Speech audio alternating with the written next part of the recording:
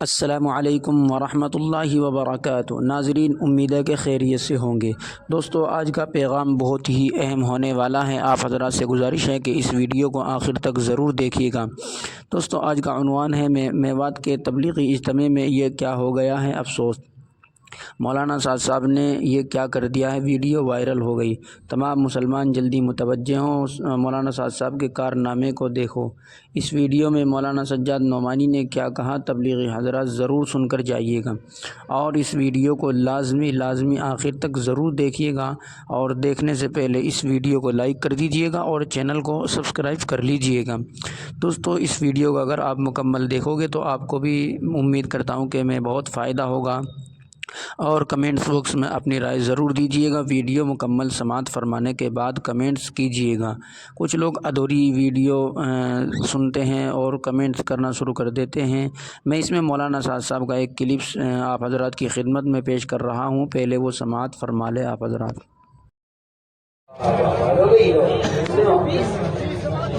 تیسرے سال کی علماء کرام تیسرے سال کی علماء کرام کی جماعت کے واسطے ہر 3 لاکھ روپیہ ہے۔ مفتی محمد لقمان صاحب، مولوی فضلالدین صاحب، مولوی محمد سعد صاحب، محمد ثابت صاحب، محمد عرفان صاحب، اور یہ کون ہے، محمد مجاہد صاحب، نور الدین صاحب، اور مولوی علی شیخ صاحب۔ یہ ہے تیسرے سال کی علماء کرام کی جماعت ہے۔ بسم اللہ الرحمن الرحیم۔ یہ جو ویڈیو آپ نے دیکھی، یہ ویڈیو میوات تبلیغی اجتماع کی ہے، اور اس ویڈیو کے اندر یہ بتایا جا رہا ہے کہ میوات اجتماع میں جو طلبہ مدرسے سے فارغ ہو کر آئے ہیں تو 3 سال کے لیے جماعت میں 3 سال جانے کے لیے 20 جماعتیں جو ہے تیار ہوئی ہیں۔ تو کئی حضرات نے ویڈیو بھیجی اور بڑی تعریف کی جا رہی ہے، بڑی واہ اس کی جا رہی ہے کہ دیکھو کتنے طلباء ہیں، کتنے علماء ہیں جو سعد صاحب کے ساتھ جڑ رہے ہیں، اور کتنے حضرات جو ہے وہ جماعت میں جانے کے لیے تیار ہیں۔ اس طرح کی باتیں کی جا رہی ہیں۔ تو کئی حضرات نے جو سعد صاحب کے متبعین ہیں، انہوں نے یہ ویڈیو بھیجی کہ آپ اس پہ تبصرہ کیجئے اور اس کی تعریف کیجئے اور بتائیے کہ سعد صاحب اور ان کی جو جماعت ہے وہ کتنا کام کر رہی ہے۔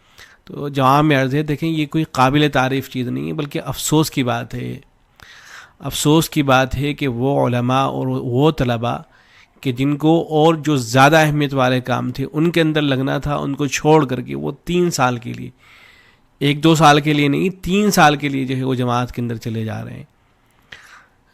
پہلے جو ترتیب تھی طلباء کے لیے 1 سال جماعت میں جانے کی، تو جو ترتیب تھی اسی ترتیب کی حوصلہ افزائی نہیں کی جاتی تھی۔ علماء کرام کی طرف سے آپ اگر حضرت اقدس مفتی سعید احمد پالنپوری رحمۃ اللہ علیہ، جب حضرت کا اختتامی بیان ہوتا تھا اور طلباء کو نصیحت حضرت کیا کرتے تھے، تو اس میں یہ نصیحت بھی شامل رہتی تھی کہ ہمارے جو طلباء مدرسے سے فارغ ہو رہے ہیں، ان کا کام ہے پڑھنا پڑھانا، یہ پڑھنے پڑھانے میں لگے۔ اور اگر جماعت میں جا ہی رہا ہے کوئی طالب علم، تو پھر ایسے طالب علم کو کہا کرتے تھے کہ جس کا پڑھنے پڑھانے کا ارادہ نہیں ہے، بزنس کرنے کا ارادہ ہے یا کسی اور کام میں لگ جانے کا ارادہ ہے، تو ٹھیک ہے وہ جماعت میں چلا جائے، لیکن جس کا کام پڑھنا پڑھانا ہے، علمی مشغلہ جس کا رہے گا، تو اسے تو علمی مشغلے کے اندر مشغول ہونا چاہیے، علمی کام کے اندر اس کو جو ہے مشغول ہونا چاہیے۔ اب ایک آدمی 1 سال کے لیے، 2 سال کے لیے، 3 سال کے لیے وہ اب علمی مشغلے سے دور ہو جائے گا اور مختلف دوسرے کام انجام دے گا، تو کیا اس کی علمی صلاحیت باقی رہ جائے گی؟ ظاہر ہے اس کی علمی صلاحیت کے اندر کمی واقع ہو جائے گی۔ آدمی 6 مہینے کے لیے پڑھنے پڑھانے سے دور ہو جائے تو اسی کی صلاحیت کے اندر کمی آ جاتی ہے۔ آپ نے دیکھا بھی ہوگا کہ جو جماعت سے وابستہ ہوتے ہیں طلباء، تو ان میں بعض رات تو ہوتے ہیں جو باصلاحیت ہوتے ہیں، ان کا تو مسئلہ الگ ہے، لیکن ایک بڑی تعداد اس طرح کی بھی ہوتی ہے کہ جب وہ پڑھنے پڑھانے سے کٹ جاتے ہیں تو پھر آپ ان کو کتاب دیجئے، ان سے کہیے کہ ذرا عبارت پڑھ کے دکھا دیجئے، تو ان کے لیے عبارت پڑھنا مشکل ہو جاتا ہے۔ تو آپ 3 سال جب علمی مشغلے سے دور رہیں گے تو سوچیے آپ کیا صورتحال ہوگی۔ تو یہ افسوس کی بات ہے، کہ کوئی خوشی کی بات نہیں ہے۔ دیکھیں دارالعلوم دیوبند کا فتویٰ ہے، اس سے پہلے بھی اس کو جو ہے نقل کیا جا چکا ہے۔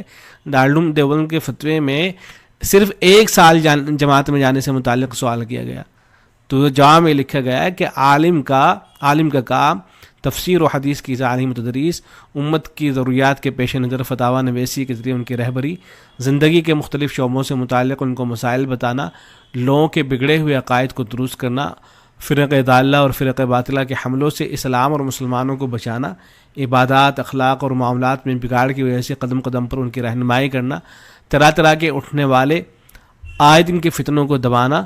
اچھا، یہ وہ کام ہیں جن کو یہ حضرات کام ہی نہیں سمجھتے ہیں، اس لیے کہ ان بیچاروں کے ذہن میں افسوس کی بات یہ ہے کہ عوام جو ہے وہاں تو آپ سمجھ سکتے ہیں کہ عوام کو صحیح بات نہیں بتلائی گئی، ان کے ذہنوں کے اندر یہ بھر دیا گیا ہے کہ یہی دین کا کام ہے، یہی اللہ کا راستہ ہے، اس کے علاوہ جو اور کام ہیں وہ اچھے کام ہو سکتے ہیں لیکن دین کا کام نہیں ہے۔ تو عوام کے ذہنوں کے اندر یہ بات بھر دی گئی تو سمجھ میں آتا ہے کہ ان تک صحیح بات نہیں پہنچی، لیکن ہمارے جو طلباء ہیں، علماء ہیں، یہ جماعت سے وابستہ ہو کر جب یہ اسی طرح کی باتیں کر رہے ہوتے ہیں تو وہ بہت افسوس کی بات ہے۔ تو ان ساری چیزوں کو کام ہی نہیں سمجھتے ہیں، ان کا ذہن بھی یہی بن جاتا ہے کہ کام وہ تو دین کا راستہ اور کام جو ہے وہ تو تبلیغ جماعت کا کام ہے، باقی جو کام ہو رہے ہیں یہ اچھے کام ہو سکتے ہیں لیکن یہ دین کے راستے نہیں ہیں یا دین کے کام نہیں، اس طرح کا ذہن بن جاتا ہے۔ تو طرح طرح کے اٹھنے والے آئے دن کے فتنوں کو دبانا، امت کے گھریلو مسائل، سماجی و سیاسی مسائل کو دیکھنا، قرآن و حدیث کی روشنی میں ان کو ہدایت دینا، اس طرح کے بہت سے امور ہیں جو جماعت میں جانے اور سال لگانے سے کہیں زیادہ، ایک سال کی بات ہو رہی ہے تو اسی کی حوصلہ افزائی نہیں کی جا رہی ہے، آپ 3 سال کو لے کے بیٹھ گئے ہیں، اللہ جانے کیوں 3 سال کے لیے لے کے جایا جا رہا ہے بھائی، وہ پھر جو علمی مشغلہ ہے ان کا اس میں کب لگیں گے وہ؟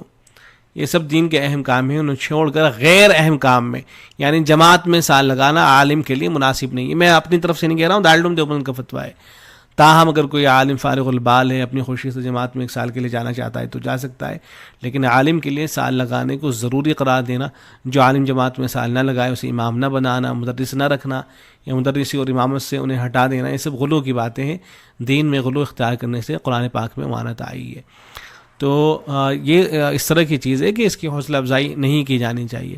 بہرحال سب سے پہلی بات تو یہ ہے کہ جو طلباء ہمارے سعد صاحب سے وابستہ ہو رہے ہیں، اولاً تو ان کو وابستہ ہی نہیں ہونا چاہیے تھا، اس لیے کہ سعد صاحب کے حوالے سے خود دارالعلوم دیوبند کا فتویٰ موجود ہے اور بڑے بڑے اہل توجہ دلا چکے ہیں، فتاویٰ آ چکے ہیں کہ ان صاحب کے نظریات صحیح نہیں ہیں۔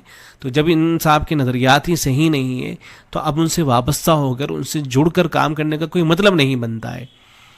تو اب ان سے وابستہ ہونا، ان سے جڑنا اور ان کی ماتحت میں کام کرنا، اس کا کوئی مطلب نہیں بنتا ہے۔ تو اولاً تو جڑنا نہیں چاہیے تھا۔ ثانیاً اگر جڑ رہے ہیں، عام طور سے ہمارے جو طلباء جو فارغ ہوتے ہیں جو جڑتے ہیں، یہ دیکھا گیا کہ اپنی خوشی سے وہ نہیں جڑ رہے ہوتے ہیں، یا تو والد صاحب کا دباؤ ہوتا ہے یا کسی رشتہ دار کا دباؤ ہوتا ہے، بڑے بھائی کا دباؤ ہوتا ہے جو جماعت سے وابستہ ہوتا ہے، یا کسی اور کا دباؤ ہوتا ہے، تو دباؤ کے نتیجے میں وہ جماعت سے جو ہے جڑ جاتے ہیں اور پھر اس کا کوئی خاطر خواہ فائدہ بھی نہیں ہو پاتا ہے۔ ہم نے دیکھا کہ بہت سے حضرات وہ جماعت سے لوٹ کے واپس آتے ہیں لیکن کوئی خاص فائدہ جو ہے اس کا نظر نہیں آ رہا ہوتا ہے۔ تو اولاً تو وابستہ نہیں ہونا چاہیے تھا، لیکن اگر وابستہ ہو گئے تو اس کا خیال رکھیں۔ آپ حضرات سے اگر آپ تک میری یہ بات پہنچ رہی ہے، اللہ کرے کہ پہنچے، تو آپ حضرات سے یہ مؤدبانہ گزارش ہے کہ ایسا نہ ہو کہ وہاں جانے کے بعد آپ صاحب کے افکار و نظریات جو ہیں ان کو اپنانا شروع کر دیں۔ یہ ہرگز نہیں ہونا چاہیے، بلکہ آپ کے اندر وہ حوصلہ اور ہمت ہونی چاہیے کہ صاحب کے جو افکار امت میں رائج ہوتے جا رہے ہیں آپ ان کی اصلاح کرنے والے بنیں۔